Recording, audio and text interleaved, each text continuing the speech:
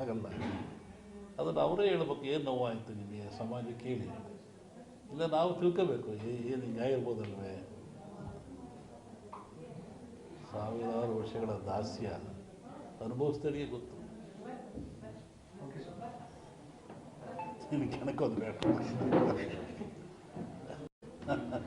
ಪ್ರತಿ ವರ್ಷ ನಮ್ಮ ಸಂಜೀವರ ಮನೆಯಲ್ಲಿ ಈ ಶ್ರಾವಣ ದಿವಸ ಪೂಜೆ ಮಾಡಿಸ್ತಾರೆ.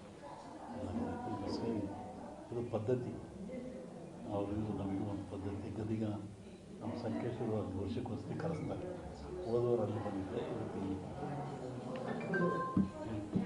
ರಾಜ್ಯದಲ್ಲಿ ಮಳೆ ಇಲ್ಲ, ಸಂಪೂರ್ಣವಾಗಿ ಮಳೆ ಕಡಿಮೆ ಆಗಿದೆ.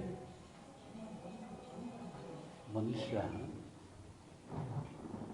ಎಷ್ಟು ತಪ್ಪು ಮಾಡಿದರೂ ಆ ಭಗವಂತ ಕ್ಷಮಿಸ್ತಾನಂತೆ. ಮನುಷ್ಯ, ಪ್ರಾಣಿ, ಭೂಮಿ ಏನು ಮಾಡಿದ್ರು ಸೃಷ್ಟಿಕರ್ತ ಅವನೇ ಅಲ್ಲದೆ ಅವನು ಕ್ಷಮಿಸ್ತಾನಂತೆ. ಆದರೆ ಮನುಷ್ಯ ಮಾಡಿದ ಕರ್ಮಗಳು ಅವನು ಕ್ಷಮಿಸಲ್ವಂತೆ.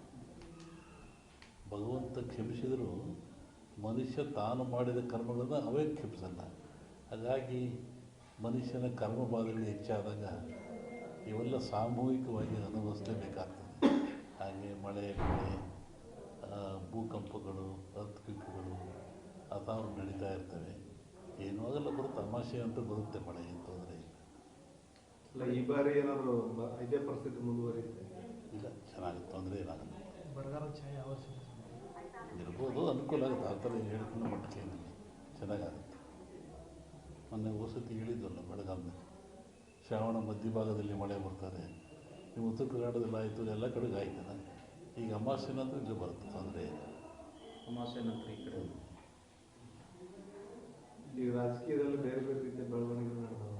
ಮೈತ್ರಿಗಳು ಯಾವ್ಯಾವ ಪಕ್ಷಗಳು ಲೋಕಸಭಾ ಚುನಾವಣೆ ಪೂರ್ವದಲ್ಲಿ ರಾಜಕೀಯ ಬಗ್ಗೆ ಅದು ಬಂದಾಗ ಹೇಳೋದು, ಈಗೇನದು ಅವಶ್ಯಕತೆ ಇಲ್ಲ.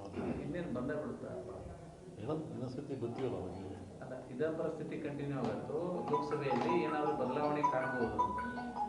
ಹೇಳ್ತೀನಿ ಆ ಕಾಲಕ್ಕೆ. ಈಗ ಬಿಜೆಪಿ ಅವರು JDS ಅವರು ಹೊಂದಾಣಿಕೆಯನ್ನು ಮಾಡಿದ್ರು. ಅದು ನಮಗೇನು ಸಂಬಂಧ, ಅದ್ರ ಬಗ್ಗೆ ನಮಗೇನು ವಿಚಾರ ಅಂತ ಹೇಳಲೂಬಾರ್ದು. ದೇಶದ ಭವಿಷ್ಯ ಏನಾಗುತ್ತೆ? ದೇಶ ಹಿಂಗೆ ಹೋಗ್ತಾ ಹಿಂಗೆ ಹೋಗ್ತದೆ. ಸದ್ಯಕ್ಕೆ ತೊಂದರೆ ಇಲ್ಲ. ಅನೇಕ ಆಪತ್ತುಗಳಿದ್ದಾವೆ.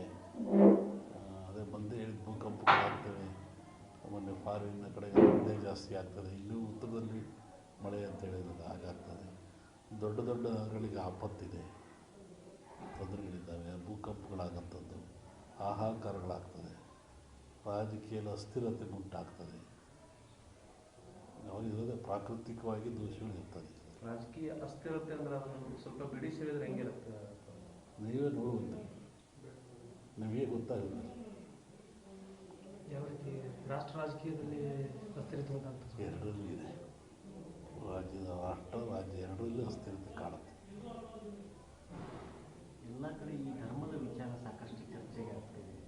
ಆದರೆ ಸನಾತನ ಧರ್ಮ ವಿಚಾರವಾಗಿ ಚರ್ಚೆ ಆಗ್ತದೆ. ಅವರವ್ರ ಧರ್ಮ ಅವ್ರಿಗೆ ದೊಡ್ಡದು. ಇದು ಭಾರತದಲ್ಲಿ ಸೆಕ್ಯುಲರಿಸಮ್, ಜಾತ್ಯತೀತವಾದ ಇದೆ. ಮತ್ತು ಅವರ ಧರ್ಮಕ್ಕೆ ನೋವಾದಾಗ ಅವರು ವ್ಯಕ್ತಪಡಿಸೋದು ಸಹಜ, ಅದು ತಪ್ಪೇನಲ್ಲ. ಅದರ ಬಗ್ಗೆ ನಾವು ಯಾವುದೇ ಪರ ವಿರೋಧ ಹೇಳುವಂಥದ್ದು ಏನು ವಿಚಾರ ಅಲ್ಲ. ಒಂದು ಸಲವನ್ನು ಎಲ್ಲ ದೇಶಕ್ಕೂ, ಎಲ್ಲ ಮನೆತನಕ್ಕೂ, ಎಲ್ಲ ಜನಕ್ಕೂ ತನ್ನದೇ ಆದ ಧರ್ಮ, ನೀತಿ, ಪರಂಪರೆ ರೂಢಿ ಇರ್ತಾರೆ. ಅದು ನೋವಾದಾಗ ಎಲ್ಲರಿಗೂ ನೋವಾಗ್ತದೆ. ಹಾಗೆ ರಾಷ್ಟ್ರಕ್ಕೂ ಒಂದು ಧರ್ಮ, ನೀತಿ ಇದೆ, ಮತ್ತು ಎಲ್ಲ ಜನಾಂಗಕ್ಕೂ ಇದ್ದಾವೆ. ಅದನ್ನು ನಾವು ತಿರಸ್ಕರಿಸಬಾರ್ದು, ಹೆಚ್ಚಿನ ಪ್ರೋತ್ಸಾಹನೂ ಕೊಡಬಾರ್ದು. ಅದು ಹೆಂಗುದೇ ನಡ್ಕೊಂಡು ಹೋಗ್ತಾ ಇರ್ತಾರೆ. ರಾಜಕೀಕರಣ ಆಗ್ತಾ ಇದೆಯಲ್ಲ, ಧರ್ಮದಲ್ಲಿ ರಾಜಕೀಯ ಇರಬಾರ್ದು, ಅದು ಅಪಾಯ ಆಗ್ತದೆ. ಪ್ರಜಾಪ್ರಭುತ್ವಕ್ಕೆ ರಾಜಕೀಯಕ್ಕೆ ಅಪಾಯವಾಗ್ತದೆ. ರಾಜಕೀಯ ಬೆರೆಸಬಾರ್ದು. ಇಲ್ಲಪ್ಪ, ಈಗ ಧರ್ಮದ ಮೇಲೆ ಓಟ್ ಕೇಳಿ ಅಧಿಕಾರಕ್ಕೆ ಬಂದಂಥ ಪರಿಸ್ಥಿತಿ ಸೃಷ್ಟಿಯಾಗ್ಯದ ದೇಶದೊಳಗೆ. ಧರ್ಮಾಧಾರಿತ ರಾಜಕಾರಣ ನಡೆದು ಅದು ಅವರಿಗೆ ಸಂಬಂಧಪಟ್ಟದ್ದು. ಅಲ್ಲ, ನೀವು ಹೇಳಿದ್ರಲ್ಲಪ್ಪ ಈಗ ಧರ್ಮ ರಾಜಕೀಯ ಬೆರಿಬಾರ್ದು ಅಂತ ಹೇಳಿದ್ರಲ್ಲ.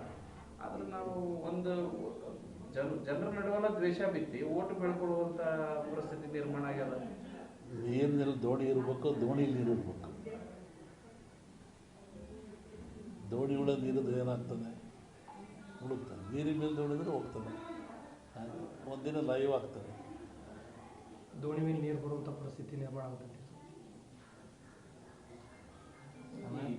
ಈ ಮನುಷ್ಯರೆಲ್ಲ ಜಾಣರಾದಂಗೆ, ವಿದ್ಯೆ ಬಂದಂಗೆ ಈ ಜಾತಿ ವ್ಯವಸ್ಥೆ ಎಲ್ಲ ಕಡಿಮೆ ಆಗಬೇಕಾಗಿದೆ. ಅದ್ರ ಬದಲಾಗಿ ಈ ರಾಜಕೀಯದವರೇ ಜಾತಿ ಧರ್ಮನ ಬಿತ್ತಕತ್ತಾರೆ ಜನರು.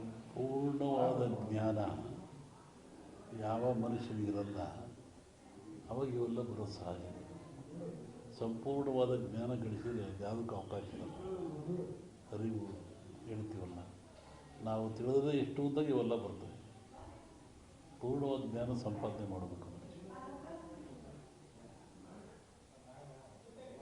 ಅರಿವಿನ ಕೊರತೆ. ಈ ಕೆಲವು ರಾಜಕಾರಣಿಗಳು ಈ ಹಿಂದೂ ಧರ್ಮ ಇರ್ಬೋದು, ಸನಾತನ ಧರ್ಮದ ಒಂದು ರೋಗ ಇದ್ದಂಗೆ, ಕುಷ್ಠ ರೋಗ ಇದ್ದಂಗೆ, ಅದನ್ನು ನಿವಾರಣೆ ಮಾಡಬೇಕು, ಈ ಥರದ್ದೆಲ್ಲ ಸ್ಟೇಟ್ಮೆಂಟ್ಗಳನ್ನು ಕೊಡ್ತಾರೆ. ಹಿಂದೂ ಧರ್ಮನೇ ಇಲ್ಲ, ಅದಕ್ಕೆ ಅಪ್ಪ ಅಮ್ಮ ಯಾರು, ಅದು ಹೆಂಗೆ ಹುಟ್ಟುತ್ತೆ ಅಂತೇಳಿ ಅವ್ರನ್ನ ಕೇಳಬೇಕು ನೀವು. ಅಷ್ಟೇ. ಒಬ್ಬ ಸ್ವಾಮಿ ಇವು ಜಿಜ್ಞಾಸೆ ಇರ್ತಕ್ಕಂಥದ್ದು. ನಾನು ಹೇಳಿದ್ದಲ್ಲ, ರೂಢಿ ಪದ್ಧತಿ ಸಂಪ್ರದಾಯ ಅಂತ ಇರ್ತದೆ. ಆ ಪ್ರಕಾರ ಆಯಾಯ ಧರ್ಮಗಳು, ಆಯಾಯ ಜನಾಂಗ, ಆ ದೇಶಗಳು ನಡೀತಾ ಇರ್ತವೆ. ಅದಕ್ಕೆ ಚ್ಯುತಿ ತರೋರು ಇದ್ದಾರೆ, ಚ್ಯುತಿ ತರದೇರು ಇದ್ದಾರೆ. ಈಗ ಟೆರರಿಸ್ಟ್ಗಳಿದ್ದಾರೆ, ಅವ್ರು ಅದೇ ಕೆಲಸ. ಅದು ಬೇಡ ಅಂತ ಹೇಳಿದ್ರು ಅದೇ ಕೆಲಸ ಅವರಿಗೆ. ಅವ್ರು ಬೇಡ ಅನ್ನೋದು ಬಿಡೋದಿಲ್ಲ. ಅಂದರೆ ಅವರೆಲ್ಲ ಧರ್ಮ ವಿರೋಧಿಗಳು ಅಂತಲ್ಲ. ಆಯಾಯ ಧರ್ಮದ ವ್ಯಾಮೋಹ ಜಾಸ್ತಿ ಆದಾಗ ಸಂಕುಚಿತ ಭಾವನೆಗೆ ಇವೆಲ್ಲ ವ್ಯಕ್ತಪಡಿಸ್ತಾರೆ. ಈಗ ಸನಾತನ ಧರ್ಮವನ್ನು ಸಾಂಕ್ರಾಮಿಕ ರೋಗಕ್ಕೆ ಕಂಪೇರ್ ಮಾಡ್ತಾರಲ್ಲ, ಇದು ಎಷ್ಟರ ಮಟ್ಟಿಗೆ ಸರಿ? ಅದೇ ಅವ್ರನ್ನೇ ಕೇಳಬೇಕು. ಒಬ್ಬ ಸ್ವಾಮೀಜಿಯಾಗಿ ಈಗ ಭಾರತ ಸನಾತನ ಧರ್ಮವನ್ನು ನಂಬ್ಕೊಂಡು ಬಂದವರು ನಾವೆಲ್ಲ, ಓದವರು ಹಿಂದೂ ಧರ್ಮ ಅಂತೇಳಿ, ಒಬ್ಬ ಸ್ವಾಮೀಜಿಯಾಗಿ ತಮ್ಮ ನಿಲುವೇನಂತ ಕೇಳ್ತೀವಿ. ಆಯಾಯ ಧರ್ಮ ಯಾವುದು ಶಾಂತಿ ನೆಮ್ಮದಿ ಕೊಡ್ತದೆ ಅದು ಆಚರಣೆ ಭಾಳ ಮುಖ್ಯ. ಹುಟ್ಟಿ ಧರ್ಮ ಅಂದರೆ ನೆಮ್ಮದಿ ಬೇಕು, ಶಾಂತಿ ಬೇಕು, ಮನುಷ್ಯನಿಗೆ ನಿಜವಾದ ಒಂದು ಜ್ಞಾನ ಮೂಡಿಸ್ಬೇಕು. ಅದು ಸಿಕ್ಕಿನ ತೊಂದರೆ ಏನಿಲ್ಲ. ರಾಷ್ಟ್ರ ರಾಜಕಾರಣದಲ್ಲಿ ಇನ್ನೇನು ಕೆಲವೇ ತಿಂಗಳಲ್ಲಿ ಚುನಾವಣೆ, ಬದಲಾವಣೆ ಆಗ್ಬೋದು. ಹೇಳಿದ ಅಲ್ಲೋಲ ಕಲ್ಲೋಲ ಆಗ್ತದೆ, ರಾಜಕೀಯ ಅಸ್ಥಿರ ಆಗ್ತದೆ. ಈ ಲೋಕಸಭಾ ಚುನಾವಣೆ ವೇಳೆನೇ ಆಗ್ತದೆ ಸ್ವಾಮೀಜಿ. ಈ ಸದ್ಯದ ಪರಿಸ್ಥಿತಿ ಮುಂದುವರಿಯೋದಿಲ್ಲ ಹಾಗಾದ್ರೆ ಮುಂದಿನ ಲೋಕಸಭಾ ಚುನಾವಣೆ ನಂತರ? ನೋಡ್ತೀವಿ, ಹೇಳಿದ ಸತಿ ಹೇಳ್ತೀವಿ. ಅದ್ರ ಬಗ್ಗೆ ಇನ್ನೂ ಕಾಲ ಅವಕಾಶ ಇದೆ. ಡಿಸೆಂಬರ್ ವೇಳೆಗೆ ಚುನಾವಣೆ ಬರ್ತದೆ. ನಾವು ವಾಪಸ್ಸು ಊರಿಗೆ ಹೋಗ್ಬೇಕು. ಚುನಾವಣೆ ಪೂರ್ವದಲ್ಲಿ ಅಸ್ಥಿರತೆ ಯಾವ್ದಾರು ಹೇಳಿ ಅಪಾಯ ತಂದುಕೊಳ್ಳೋಕೆ ಇಷ್ಟಪಡಲ್ಲ ನಾನು. ಒಳ್ಳೇದಾಗಲಿ.